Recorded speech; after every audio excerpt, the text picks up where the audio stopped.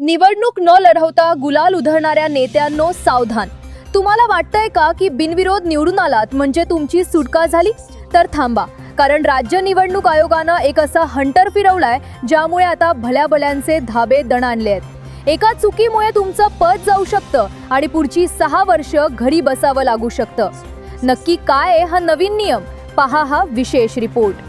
नमस्कार. महाराष्ट्राच्या राजकारणातील आणि तुमच्या हक्काच्या बातम्यांसाठी तुमचं विश्वसनीय न्यूज चॅनल लोकबज मराठीला आत्ताच सबस्क्राईब करा आणि बेल आयकॉन दाबायला विसरू नका. तर महाराष्ट्रात सध्या निवडणुकीचं वारं वाहतंय. अनेक ठिकाणी स्थानिक स्वराज्य संस्थांच्या निवडणुकांमध्ये एखादा तगडा उमेदवार पाहून समोरचे अर्ज मागे घेतात आणि मग सुरू होतो बिनविरोध निवडीचा जल्लोष.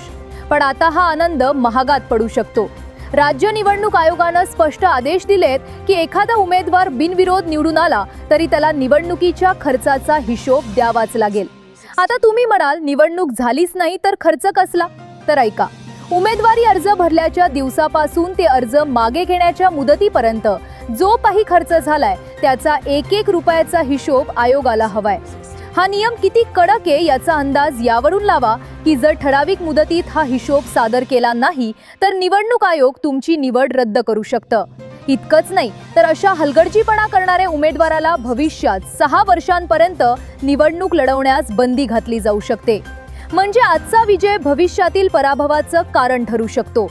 अनेकांना वाटतं की बिनविरोध निवडीनंतर हिशोबाची गरज नाही, पण आयोगाच्या या निर्णयानं आता उमेदवारांना चार्टर्ड अकाउंटंटच्या चकरा माराव्या लागणार आहेत. राजकारणातील ही क्लीनअप मोहीम आता नेत्यांना घाम फोडणार हे नक्की. तुम्हाला काय वाटतं? निवडणूक आयोगाचा हा निर्णय योग्य आहे का?